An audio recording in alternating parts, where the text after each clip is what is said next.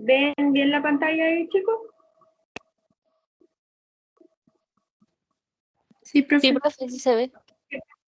Ya, listo. Hoy es la última clase que vamos a tener, ¿ya? Vamos a hablar sobre procesos de extracción, principalmente extracción de ácidos nucleicos, tanto ADN como ARN, que sería dos técnicas que ustedes van a ver. La mayor parte de la carrera va a estar relacionada con esto, ¿ya? O se van a encontrar con eso en algún laboratorio, alguna práctica, ¿ya? Como la base, una de las bases para realizar investigación, ¿ya? También hay otros procesos de extracción, ya sea de otras moléculas como proteínas, pero me quise enfocar en los ácidos nucleicos en la clase por el tiempo y también porque tenemos que hablar sobre la producción de texto, ¿ya? Entonces vamos a comenzar viendo la extracción de ADN, principalmente desde plantas, ya que es el material biológico que nosotros tenemos a mayor disposición en la universidad, ¿ya? Entonces, para la extracción de ADN vegetal es necesario tener en cuenta algunos factores y también en el caso de ADN de otro material biológico, también hay que tener en cuenta el tipo de tejido con el que se va a trabajar y también en el caso del ADN vegetal con qué tipo de planta. Hay plantas, por ejemplo, si van a hacer una extracción de pino, ese material es mucho más duro en comparación con hojas de, no sé, unas hojas de una planta de arándano in vitro que estén cultivando en el laboratorio, ¿ya?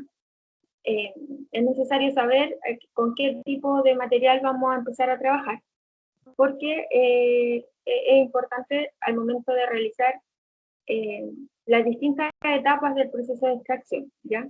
También tenemos que saber qué tipo de ADN es el que queremos extraer. En el caso de las plantas, podemos encontrar ADN nuclear, al igual que el material animal, el mitocondrial, y también en el caso de las plantas el cloroplástico, ¿ya? Entonces tenemos que ver bien con qué tipo de ADN vamos a trabajar o queremos trabajar. Y también qué tipo de análisis queremos realizar, ¿ya? Hacia dónde va enfocada nuestra investigación. El objetivo principal de realizar una extracción de ADN es obtener una muestra final que tenga buena calidad y ojalá en una gran cantidad, ¿ya? La calidad hace referencia a la posibilidad que vamos a tener nosotros de una vez extraído este ADN, de poder almacenarlo por tiempo indefinido. Dependiendo de las condiciones a las que se almacene el ADN, podemos almacenarlo por más tiempo, ¿ya? Pero aún así el material genético, ya sea ADN o ARN, es bastante sensible, por lo que hay que tener consideraciones para almacenarlo, ¿ya? Lo ideal es mantener la estructura de esta molécula y sus propiedades, y también la calidad del ADN que nosotros obtengamos es un factor importante al momento de considerar los experimentos como reproducibles, ¿ya? Y en cuanto a la cantidad, esta va a depender del número y el estado del material genético que nosotros estemos usando, es decir, o sea, de material biológico, ya sean células propias del tejido o el tejido en general. O sea, si nosotros tenemos un material fresco, es posible que nosotros obtengamos mayor cantidad de DNA en buen estado que si ocupamos muestras que estén oxidadas, por ejemplo, ¿ya?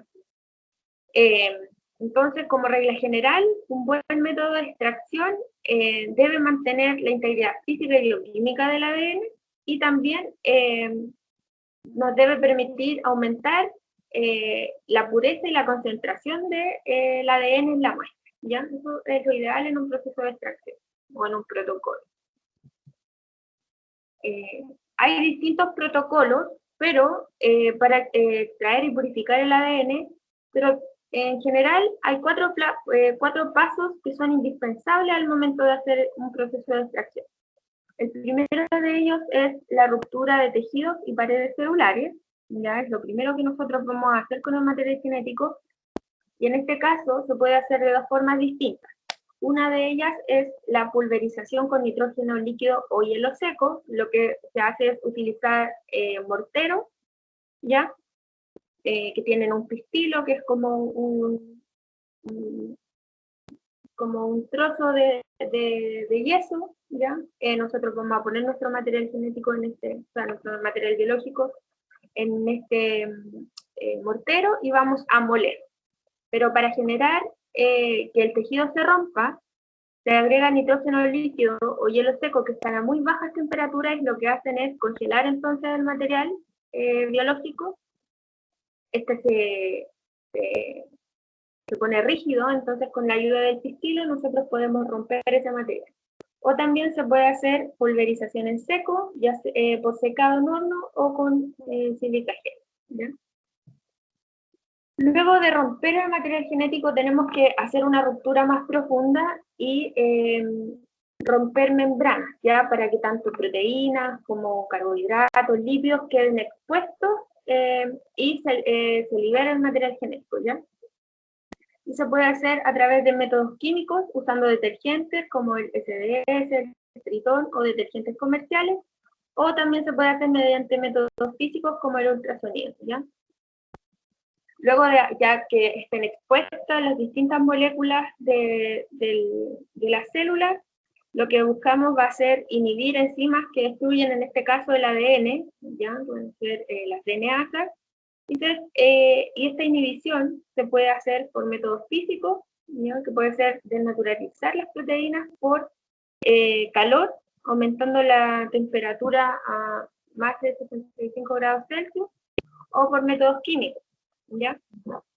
Que pueden ser a través de solventes orgánicos como el fenol y el cloroformo, con agentes antioxidantes como el ditiotreitol o el beta-mercaptoetanol, que es bastante conocido en el laboratorio, agentes quelantes como el EDTA o el EGTA y agentes cariotrópicos, digamos, que son básicamente sales. Y finalmente, luego de que nosotros ya inhibimos las enzimas que pueden degradar nuestro material genético, lo que buscamos es extraer los contaminantes que pueden quedar en la muestra. Y para esto se utilizan, por ejemplo, ciclos de centrifugación a altas velocidades. También se pueden utilizar columnas que permiten separar el material genético. Básicamente lo que se hace es, son como similares a los tubos Eppendorf, que tienen membranas que retienen el material genético, y lo que se hace es agregar la muestra dentro de esta columna, centrifugarla, y el ADN por afinidad se une a estas membranas y queda atrapado, por decirlo así. Y el resto de la muestra queda en un recipiente de la columna y esto se elimina. Y se sigue trabajando con lo que está en la membrana, que sería nuestro material genético, ¿ya? Y también se pueden utilizar imanes que se conocen como bits magnéticas o perlas magnéticas, que lo que estas perlas tienen afinidad por el DNA, entonces, o también los contaminantes se unen a estas perlas, y lo que se hace es eliminar entonces lo que no se adhiere a estas bolas magnéticas, ¿ya? Y de esta forma se pueden separar los contaminantes de nuestra molécula de interés. Acá les voy a mostrar un ejemplo de un protocolo de extracción que es bastante básico. Hoy en día hay distintas empresas que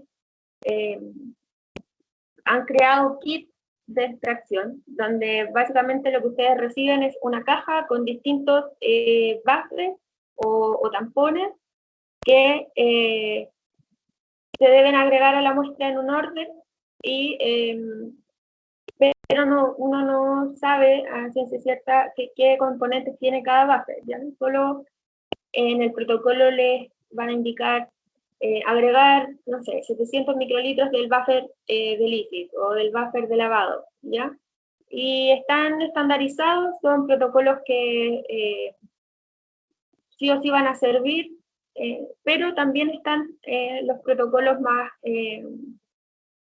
más clásicos, ¿ya? Quise mostrarle uno de estos para que ustedes puedan conocer qué reactivos se están usando en cada paso de la extracción, ¿ya? Acá les muestro un protocolo donde el material que se usa es material vegetal de palma, desde la cual se extrae el aceite, ¿ya?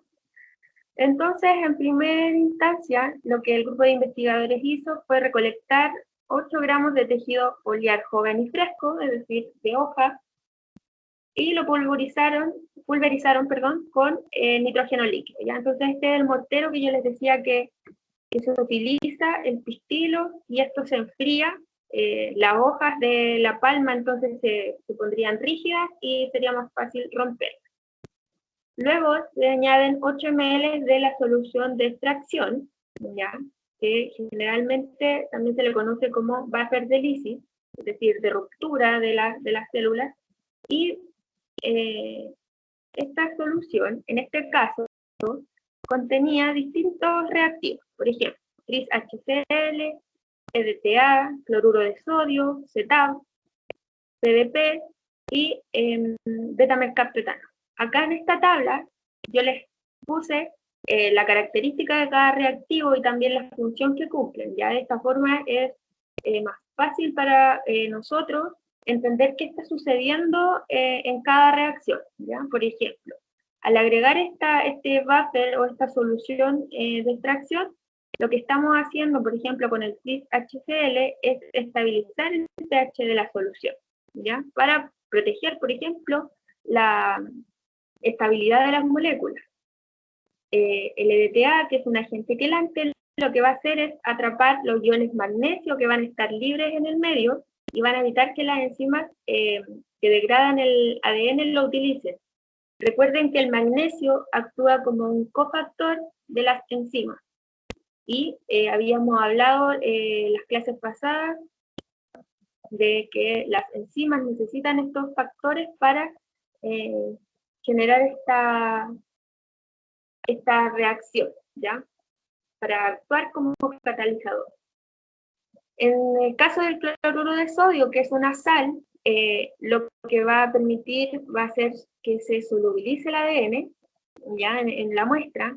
El CETAP, que es un detergente catiónico, va a solubilizar los polisacáridos, es decir, que estén a disposición en la muestra ya. El PDP también es un detergente, va a eliminar compuestos fenólicos que inhiben la actividad de las enzimas que nosotros queremos evitar que degraden nuestro ADN, ¿cierto? Y en el caso del betamercaptoptanol, este es un agente antioxidante y lo que hace es inactivar las proteínas, ya que genera una reducción de puentes disulfuros. Entonces, de esta forma, los componentes de la muestra van a quedar disueltos en el medio y también se va a inhibir las enzimas que pueden degradar nuestro material genético, ¿ya? Luego lo que se hace es incubar a 65 grados Celsius en baño María durante 30 minutos y se mezcla la muestra que se tiene, ¿ya? Se centrifuga y lo que ocurre cuando uno centrifuga la muestra es que se forman fases, ¿ya? Se genera la fase acuosa superior, donde normalmente está nuestro material genético y eso es con lo que nosotros vamos a trabajar. Las proteínas y el resto del material biológico decanta, es decir, queda en el fondo del tubo y eso se elimina, ¿ya? Entonces lo que hacemos es recuperar esta fase acuosa superior, que se llama también sobrenadante, y lo transferimos a un tubo limpio y se le añade fenol, ¿ya? Y eso se agita suavemente. Luego, ¿sí? ¿Qué se formaba cuando se centrifugaba? Se forman fases, ¿ya? En la parte superior nosotros vamos a tener una fase acuosa, que nosotros vamos a llamar sobrenadante, y ahí nosotros vamos a encontrar nuestro material genético. Por eso seguimos trabajando con esa parte y con esa fase que se formó, ¿ya? Lo demás son restos del tejido vegetal, proteínas, ¿ya? Que no es lo que nosotros queremos obtener, en este caso, ¿ya? Ya, profe, gracias. Ya. Se agita entonces, se vuelve a centrifugar. Acá era esta imagen. Después. Se vuelve a hacer una centrifugación donde luego de mezclar el fenol con el sobrenadante, nuevamente se va a formar una fase superior y vamos a seguir trabajando con el sobrenadante, que va a ser esta fase superior. Y en este caso le vamos a agregar 4 ml, o bueno, ahí va a depender del protocolo el volumen, de cloroformo octanol. ¿Ya? Vamos a agitar entonces la muestra durante 1 hora a temperatura ambiente. Estos son agitadores que según la velocidad que ustedes pongan es la agitación que van a obtener, generalmente es circular, ¿ya? Y de esta forma la muestra se mantiene en agitación constante. Luego de eso, la muestra se vuelve a centrifugar y se obtiene nuevamente el sobrenadante y se transfiere a un tubo limpio, ¿ya? Acá, en los pasos anteriores, nosotros utilizamos fenol, que es un solvente orgánico y que nos va a permitir desnaturalizar las proteínas, ¿ya? Si es que nosotros obtenemos las proteínas, si aún hay proteínas en nuestro sobrenadante, ¿ya? El cloroformo también nos va a permitir denaturar las proteínas y también remover lípidos, solubilizar el fenol y eliminarlo de la solución con la que nosotros lo pusimos en contacto. Recuerden que agregamos el cloroformo, o sea, el sobrenadante fenol, y después a eso le agregamos cloroformo, ya para eliminar los restos de fenol que habían en la muestra.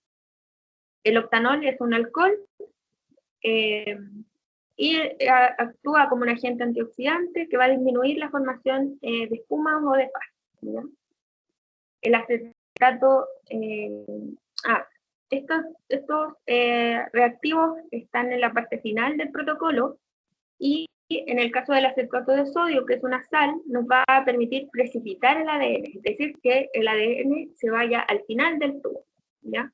El isopropanol y el etanol tienen la misma función, ¿ya? Entonces, habíamos transferido el sobrenadante a un tubo limpio y le añadimos acetato de sodio, entonces, a menos 20 grados y 5 ml de isopropanol, que entonces nos van a ayudar a que nuestro material genético precipite, ¿ya? Esto se incuba. Bueno, en este caso, este protocolo dice que hay que incubar el material genético 2 días a menos 20 grados Celsius, pero esto, bueno, este es un protocolo del 2002. Actualmente esto se reduce a 15 minutos, 10 minutos, no más, ¿ya? Y todo esto ha sido por los cambios que han habido y la estandarización de protocolos más efectivos, ¿ya? Recuerden que la idea era, con mostrarles este protocolo, es de que ustedes pueden ver qué función está cumpliendo cada reactivo en cada proceso, ¿ya? Luego, entonces, de incubar el material genético a bajas temperaturas, se centrifuga y a temperatura ambiente, se elimina el líquido, que en este caso sería el acetato de sodio y el isopropanol, y se le añade después etanol al 70%, que va a retirar las sales que precipitaron junto con el ADN. Finalmente se vuelve a centrifugar y se elimina el contenido y nos quedamos con el botón de ADN o pellet, que va a ser el precipitado que se va a formar al final del tubo. Miren, les voy a hacer un zoom. Ahí se ve como una manchita blanca. Eso es lo que nosotros observamos normalmente en un tubo Eppendorf como precipitado de ADN. Ya muchas veces no se ve y en esos casos solo hay que confiar en que nuestro material genético esté ahí.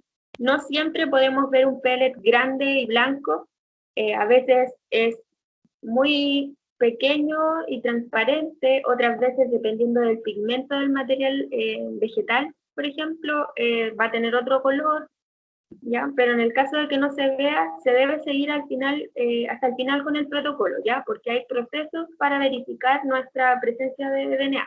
De eso vamos a hablar más adelante.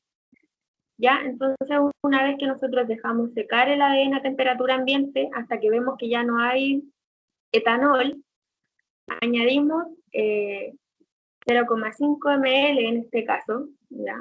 De agua destilada estéril, y resuspendemos el ADN agitando suavemente, ¿ya? Puede ser con la micropipeta o también con golpes suaves del tubo, ¿ya? Y en este caso lo que hacen es añadir RNasa, entonces esta enzima va para que degrade todo el RNA que haya, que pueda estar presente en la muestra, y de esta forma tener solo DNA.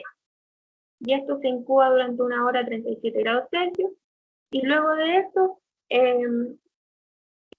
se almacena este material genético a 4 grados Celsius si es que se va a utilizar pronto, y si lo queremos almacenar por más tiempo, el almacenamiento debe ser a menos 20 grados Celsius, ¿ya? También podemos mantener el material genético por más tiempo en algún refrigerador en menos 80 grados Celsius, también funciona y no hay problema, ¿ya?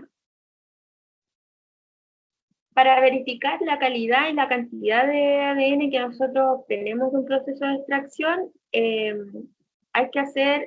hay que cuantificarlo, ¿ya?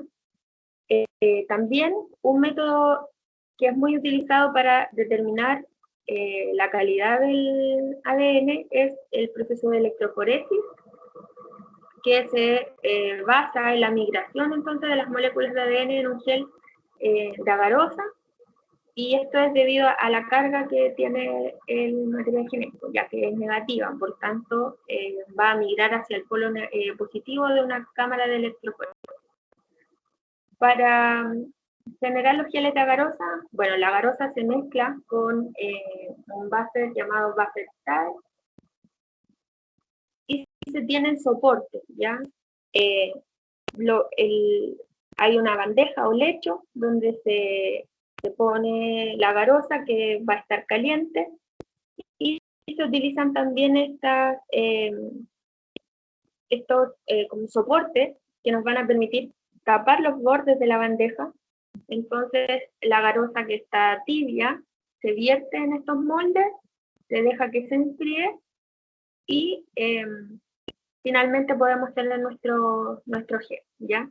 Este gel acá tiene un sistema que es como una peineta que se pone en contacto con el gel, y una vez que gelifique la garosa, es decir, que esté dura, esa peineta se retira y hay pocillos en los que en las que se va a poder cargar el material genético, ¿ya? Bueno, acá les muestro con más detalle. Nosotros entonces tenemos nuestra muestra para cargar. La muestra, antes de ser cargada en el gel, tiene que mezclarse con un buzzer de carga, ¿ya? Que nos va a permitir visualizar las bandas de ADN. Un buffer que se utiliza ahora, bueno, antes se utilizaba el bromuro de tidio, que es un intercalante del ADN, es decir, que se va a intercalar en la molécula de ADN, y cuando sea excitado con luz ultravioleta, eso florece, ¿ya? Pero el bromuro de tidio es altamente carcinógeno, ¿ya? Entonces, por eso ahora se usa, por ejemplo, el gel red, ¿ya? Que no es tóxico. Entonces, lo que se hace es mezclar, generalmente son 2 microlitros de material genético, o sea, de ADN, y 1 microlitro de este intercalante, pero puede variar según el protocolo. Lo que se hace entonces, una vez que nosotros ya tengamos nuestro gel de agarosa listo, se cargan estos pocillos que yo les digo que se forman, ¿ya? Y se pone en una cámara de corrida, que es como la que les muestro acá. A ver, voy a hacer un zoom del dibujo. Tenemos el gel, lo ponemos en esta cámara donde va a estar el electrodo negativo y el positivo. Hacia acá va a migrar el ADN, y tenemos una fuente de poder, ya que nos le va a permitir estar en contacto con la electricidad al gel, ¿ya? Y esto se llena con un buffer de corrida que permite que no haya problemas con el contacto del buffer y los electrodos, ¿ya? También ese buffer se llama buffer tie. Entonces, una vez que cargamos nuestra muestra de los pocillos de gel de agarosa, se comienza la corrida del gel. Como les digo, debe estar en esta orientación, porque el gel, el ADN va a migrar hacia el polo positivo, y después de 30 a 45 minutos, o va a depender del tamaño de las bandas que se quiera ver, o en este caso, como se quiere ver solo la calidad del ADN, se espera este tiempo, ¿ya? Y se van a separar los fragmentos de ADN, y lo que se observa en una muestra que tiene buena calidad es una sola banda de ADN, ¿ya? Y que se observa un poco de coloración hacia abajo, que es por el intercalante, ¿ya? Pero si nosotros observamos, si no observamos nada en este carril, quiere decir que nosotros no obtuvimos DNA, ¿ya? También se pueden poner marcadores que nos indiquen el tamaño en pares de bases del segmento que estamos visualizando, ¿ya? Para tener en cuenta el tamaño o la cantidad de ADN que tenemos a disposición. Y lo otro que se hace es utilizar un equipo conocido como nanodrop, que es un espectrofotómetro, que nos va a permitir cuantificar los microgramos por microlitro que tenemos de DNA, ¿ya?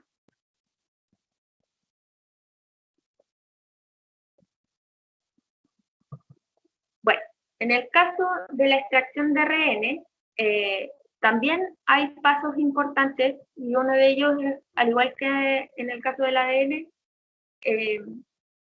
la ruptura de tejidos y paredes celulares, y en este caso el ARN es una molécula mucho más inestable que el ADN, por tanto requiere de cuidados especiales. Lo que se hace es pulverizarlo con nitrógeno líquido o hielo seco. También, luego de entonces la ruptura de los tejidos y las paredes celulares, hay ruptura de membranas, como les había dicho antes, para exponer los distintos componentes, las distintas moléculas. Para eso también se utilizan soluciones de lisis que van a contener sales como el cloruro de sodio, el EDTA, el SDS o el PVP, que ya habíamos hablado. Nuevamente les muestro la tabla donde están las funciones de cada reactivo y sus características, ¿ya? O sea, a qué tipo de reactivo corresponde. También en este caso, acá son inhibir enzimas que destruyen el ARN, en este caso son RNasas, ¿ya? Un error al escribirlo. Y también se utilizan métodos químicos utilizando solventes orgánicos, antioxidantes, agentes quelantes o agentes cauotrópicos.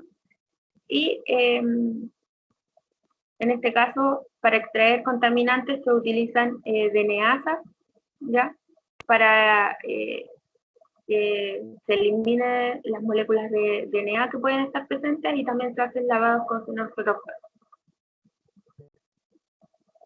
Bueno, y acá nuevamente les presento la tabla para que tengamos en cuenta cuál es la función del fenol y del cloroformo, que principalmente son desnaturalizar las proteínas y remover contaminantes como los líquidos, ¿ya?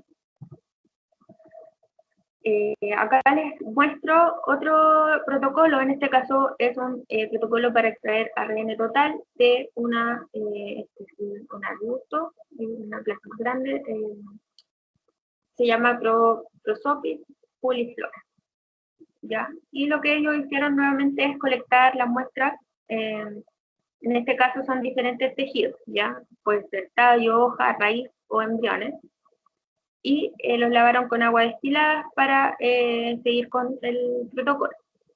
También acá se hizo pulverización utilizando nitrógeno líquido y el material se recolecta en un tubo de Prendorf de 1.5 metros, que son los normales, los que se utilizan con mayor frecuencia en el laboratorio.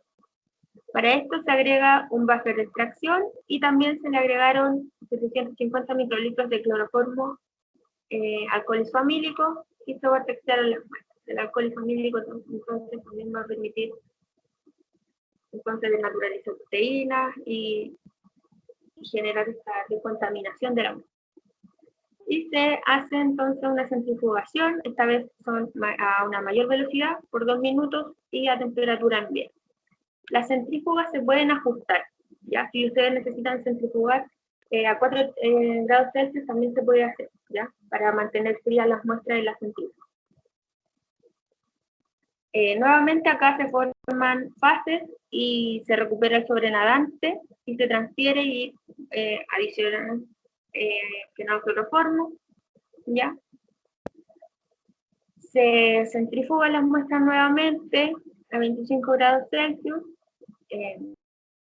se transfiere el sobrenadante a tubos nuevos, se adiciona esta vez acetato de sodio y etanol absoluto. Recuerden que estos eran reactivos para la precipitación del material genético. ¿Ya? Acá la muestra se mezcla e incuba a menos 20 grados Celsius por 1 hora. Cuando hablan de mezcla, generalmente es agitar el tubo hacia arriba y hacia abajo, ¿ya? Despacio, para mezclar los componentes que hay en el tubo. Luego se hace un lavado con etanol, es decir, se pone en contacto la muestra con etanol y se centrifuga a 12.800 RPM por 10 minutos, ahí se baja la temperatura, si se dan cuenta, a 4 grados. La muestra se lava con etanol absoluto, se decanta, es decir, se elimina el etanol y se deja secar a temperatura ambiente al igual que el ADN. Y finalmente la muestra se resuspende, el pellet que se forma al final del tubo, en este caso son volúmenes más bajos de agua, que es libre de RNAsas para que no haya degradación del material genético y se guarda para su posterior uso, ¿ya? Para estimar la calidad y la cantidad de ARN también se utiliza el espectrofotómetro, ¿ya? O nanodrop, y se miden los radios 260-280 y la relación 260-230, que nos permite medir la contaminación, ya sea por polifenoles o carbohidratos, en el caso de la relación 260-280, o de proteínas cuando se mide en el radio de 260-230. Cuando estos valores son cercanos a 2, quiere decir que la calidad de nuestra muestra está bien, pero si varían, indican que hay una contaminación de estos distintos componentes, ¿ya? También se hace electroforesis en gel de agarosa y se visualiza en un fotodocumentador de luz UV, que es lo que es como este tipo. Acá hay una cámara.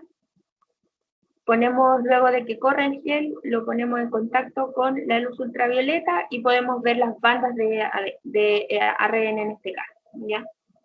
Y ver si son bandas que son que es una sola banda o si hay una marca a lo largo de todo el carril, ¿ya? Que eso indicaría que la calidad del ADN del ARN no es muy buena, ¿ya? Lo ideal es que observar una banda solamente en el gel, como las que les mostraba en el gel de ADN. ¿Ya? ¿Hay alguna consulta, chicos, acerca de los procesos de extracción de ARN o de ADN?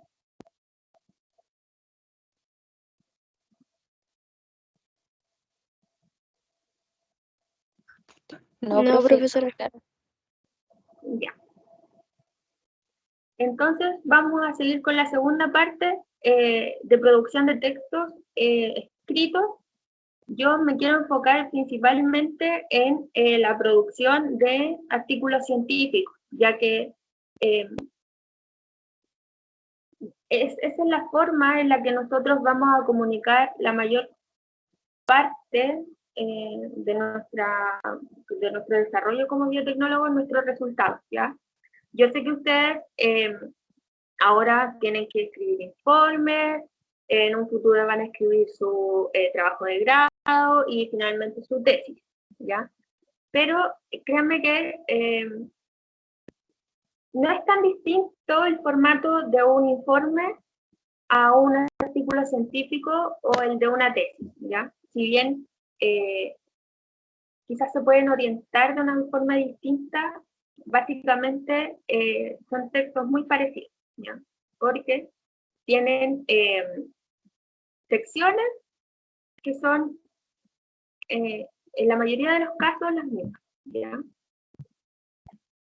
Acá yo busqué un artículo así como al azar, ¿ya? Que es de un método de congelamiento de frutillas para su mantenimiento, ya en la industria alimenticia. Un artículo científico debe tener un título que sea llamativo, que sea que explique de forma general de qué se trata el texto, ¿ya? Entonces, al momento de escribir, es súper importante buscar un título que a mí me diga, me dé una idea de lo que es, de lo que va a ser el texto, de qué puedo encontrar yo, qué información puedo encontrar en este artículo, ¿ya? Es importante también que haya siempre una identificación de los autores y del lugar donde se realizó la investigación, el cargo que tienen o a qué departamento están asociados, ¿ya? Es súper importante eso también, porque entre investigadores a veces se forman relaciones, por ejemplo, investigadores que estén en el mismo área, de esta forma uno puede llegar a, quizás, por ejemplo, si yo leo un paper y estoy trabajando en frutillas, ya como el ejemplo del artículo que les estoy mostrando. Me encuentro con este método que es muy innovador, que presenta buenos resultados. Si yo me quiero comunicar con los investigadores que realizaron estos experimentos o esta investigación, es acá donde yo me voy a dirigir, ¿ya?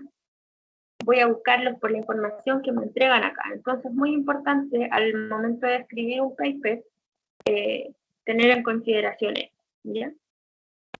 Otro punto clave en la presentación de un paper es las keywords o palabras clave, ¿ya? Que lo que buscan es también permitirle a la persona que está leyendo el artículo tener una idea general, ¿ya? Por ejemplo, si yo estoy, no sé, mi investigación está basada en cómo afectan los distintos procesos industriales al color de la fruta. Ya, yo digo, mira, acá está la palabra color, entonces ellos dirigen su investigación a este punto, ¿ya? Entonces me sirve y digo, ya, es interesante. Lo revisaron, me puede aportar algo. Voy a leer el texto, ¿ya? Y otra parte muy, muy importante es el abstract de un artículo. ¿Por qué? Porque en el abstract este va a ser el resumen de todo mi artículo, ¿ya? Dependiendo de la revista, puede que acá se muestre, por ejemplo, que diga introducción, resumen, o sea, introducción, resultados, conclusiones, métodos. Pero puede que no, y solo haya un párrafo que va a contener esta información. Ya se puede indicar acá qué líneas corresponden a qué sección, pero básicamente lo que busca el abstract es que uno lea esta parte y entienda un poco más en profundidad qué tipo de métodos usaron, qué resultados tuvieron, a qué conclusiones llegaron y un poco también el contexto, ¿ya? Con la introducción. Entonces, en la introducción nosotros vamos a contextualizar nuestra investigación, vamos a comenzar a hablar, por ejemplo, en este caso, de la frutilla, de sus características, de su importancia en la industria, de sus componentes, de sus, no sé, por ejemplo, que tiene vitaminas, distintos compuestos, y se pueden también utilizar figuras para resumir la información que está distribuida en la introducción, ¿ya? Entonces, la idea de la introducción en un texto, ya sea una tesis o un informe o un artículo científico para publicar sus resultados, es contextualizar su investigación, ¿ya? Es decir, esto estoy mirando, por qué lo estoy mirando, y finalmente todas las introducciones terminan con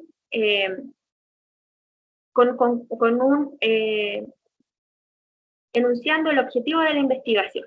Ya en este caso, los autores dicen que basado en todos los argumentos que se mencionaron antes, es decir, basada en toda la información que ellos mencionaron anteriormente, cuando les están presentando este contexto, el objetivo del estudio fue analizar las características físicas y sensoriales o sensitivas de un nuevo producto congelado de frutilla, ¿ya?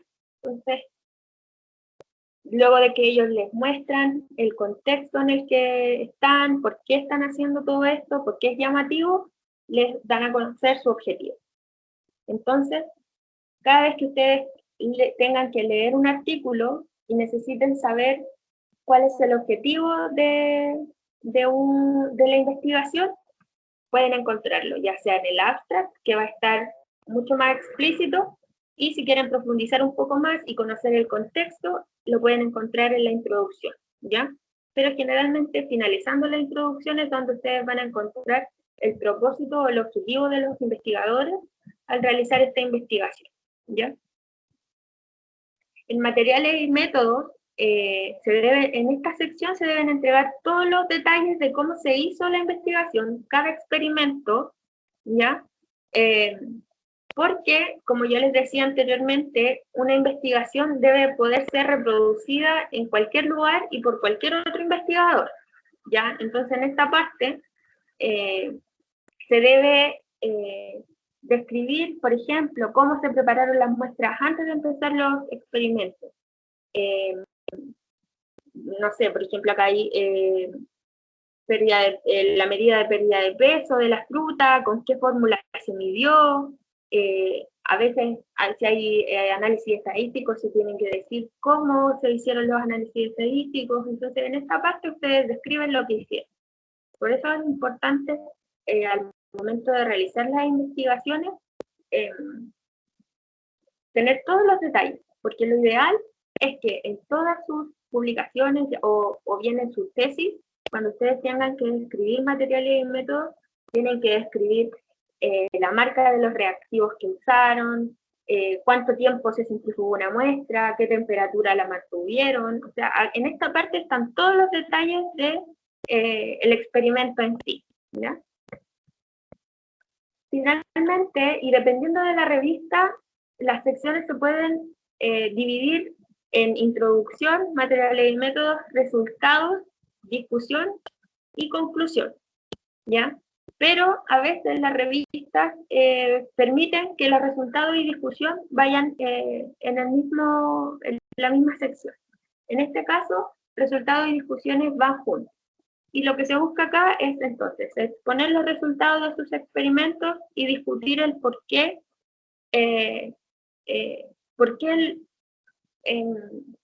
eso está de acuerdo a su hipótesis, porque también en una investigación se formula una hipótesis, ¿ya? Entonces, por ejemplo, Si ustedes observaron que su resultado es, en este caso ellos vieron que no hay una pérdida de peso de la fruta, por ejemplo, también se debe apoyar con datos que ya estén publicados del por qué podría ser que este resultado esté correcto, ya sea evidencia de que lo que se hizo y los resultados de mi experimento están bien o están mal, ¿ya? Y los resultados también se pueden representar a través de gráficos o de tablas de manera de ordenar la información para que el lector pueda entenderlo de mejor manera, ¿ya? Y finalmente se obtiene una conclusión. En este caso, bueno, los autores dicen que los parámetros, ya sea de aroma o de sabor de las frutillas que estuvieron congeladas, no cambiaron. Se entregan algunos datos, por ejemplo, dicen que la disminución en el peso fue en ese porcentaje, o del color también, ¿ya? Y finalmente terminan con una conclusión más general que dice que procesar las frutillas como productos congelados es una buena forma para la industria, ¿ya? En el futuro, una buena forma de procesar, ¿ya? Y finalmente hay otras partes del artículo, como por ejemplo la contribución de cada autor, si es que recibieron contribución en cuanto a fondos, si hay conflicto de interés con alguna otra investigación, y también están los agradecimientos, ¿ya?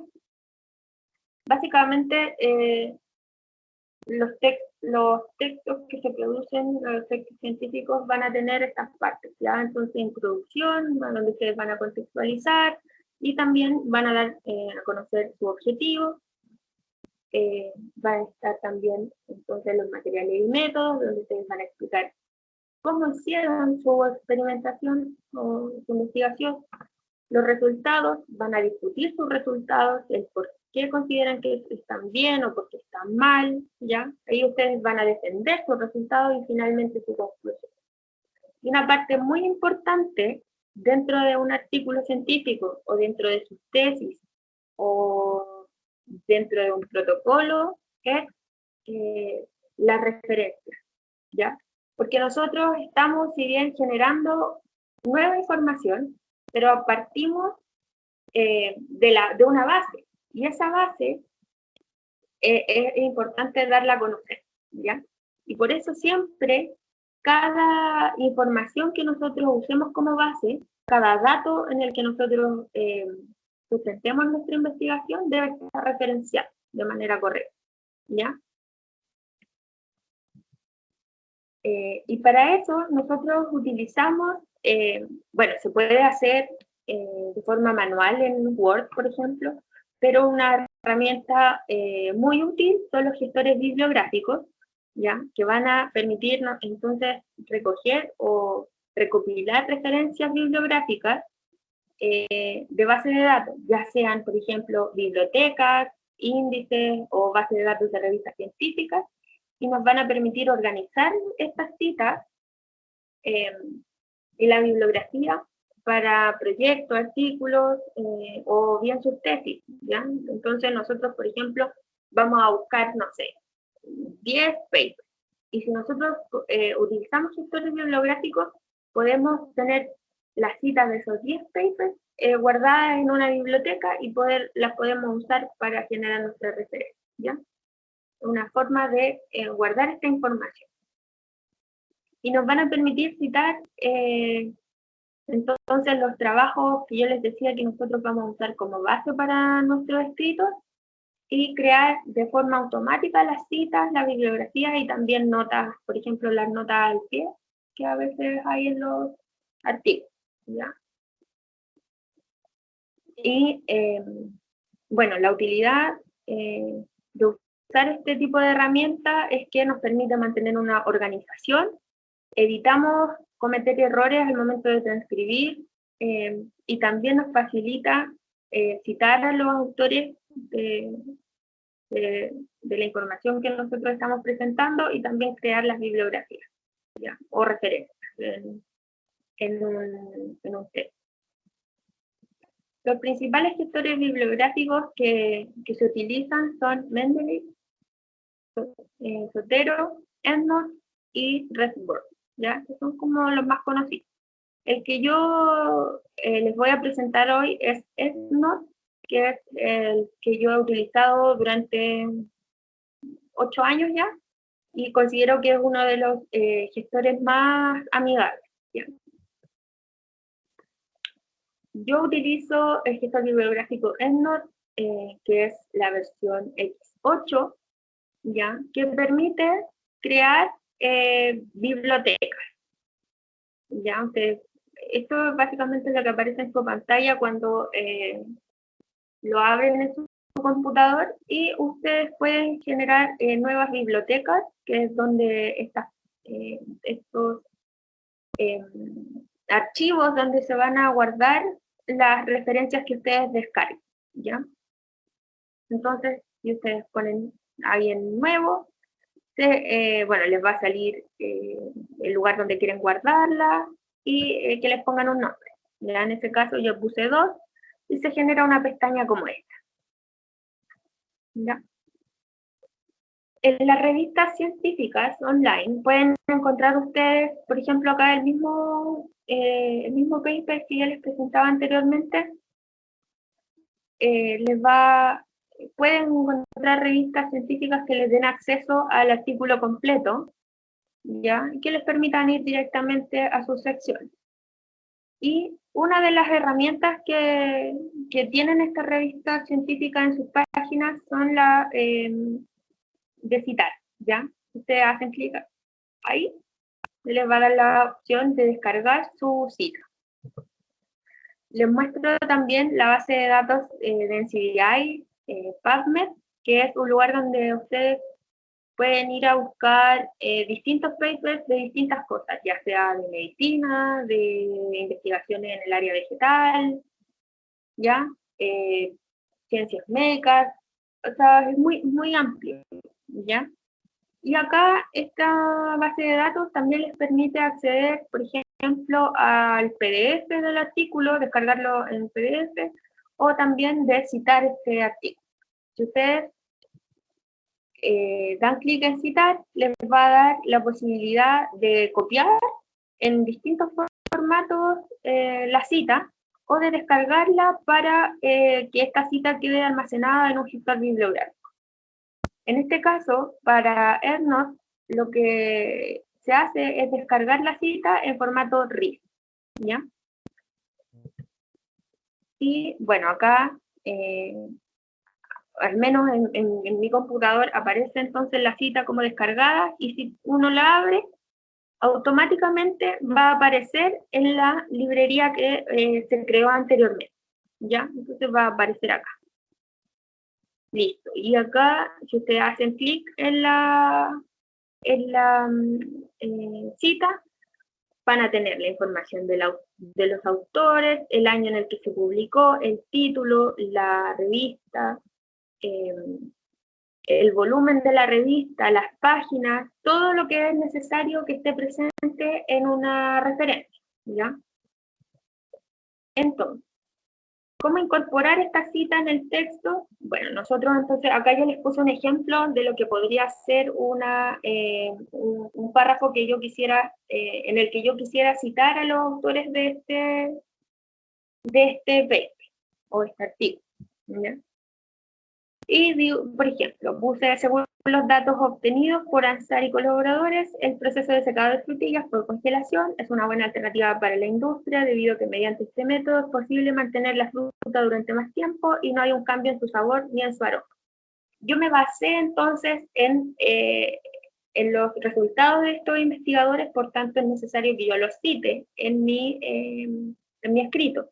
Esto podría ser un informe, o podría ser mi tesis, o bien otro artículo, ¿ya? Cuando ustedes descargan Ednote, a veces automáticamente aparece una pestaña del gestor en Word, pero también se puede agregar como una herramienta, ¿ya? Y una de las cosas que les permite hacer el gestor es determinar de qué forma quieren que sea su cita. Por ejemplo, yo utilizo la que tiene número, es decir, después de cada cita va a aparecer un número. O pueden también poner el autor y la fecha, o que sea en formato APA, ¿ya? Y bueno, una vez que ya decidimos el estilo de la cita, lo que se hace es ir a donde dice insertar la cita, clicar en insertar la cita nuevamente y va a aparecer este cuadro que nos va a permitir buscar en toda la biblioteca el autor que nosotros queremos citar. En este caso yo solo tenía a un autor, que era Ansar, ¿cierto? Entonces yo lo busco y pongo insertar, ¿ya? Y como les decía, va a aparecer un número al final de mi párrafo, ¿ya? Si yo tuviera 80 citas más, esta sería la cita 81. Siempre va a ir así en orden, ¿ya? Y automáticamente va a aparecer la cita. Yo puse los títulos de introducción y referencia. Esto no aparece con el título de referencia, así que se lo tiene que dar usted. Pero como ven, se muestra entonces la información de los autores, el título del paper, la revista, el año, el volumen y las páginas de la revista donde se encuentra el artículo, ¿ya? Y de esta forma nosotros podemos incorporar nuestra cita en cualquiera que sea el texto que estamos escribiendo, ¿ya? Sotero tengo la certeza de que funciona de la misma forma que funciona Ednote, ¿ya? Pero básicamente esto es lo que permiten los programas, ¿no? Que nosotros podamos descargar la información desde ya sea una revista o una base de datos, que almacenarla en una librería que puede estar en nuestro computador y acceder a esta información y poder citarla a lo largo de nuestro texto. También hay algunos gestores que funcionan de forma online. Y ahí ustedes se tienen que crear una cuenta y almacenan la información en la nube. No es necesario que la descarguen en su computador y tengan los archivos en su computador, ¿ya?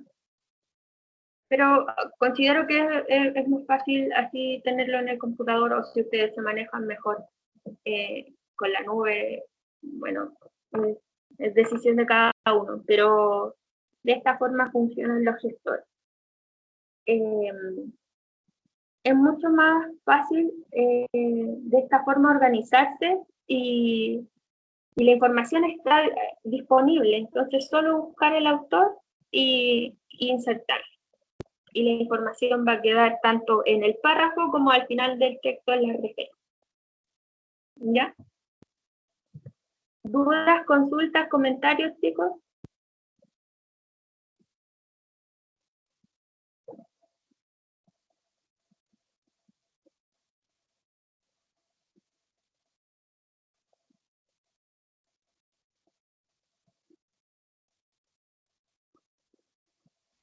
No, profe. No, profe. No, profe, todo claro. Ya, chicos. Entonces, la próxima semana tenemos la prueba de esta última unidad, ¿ya?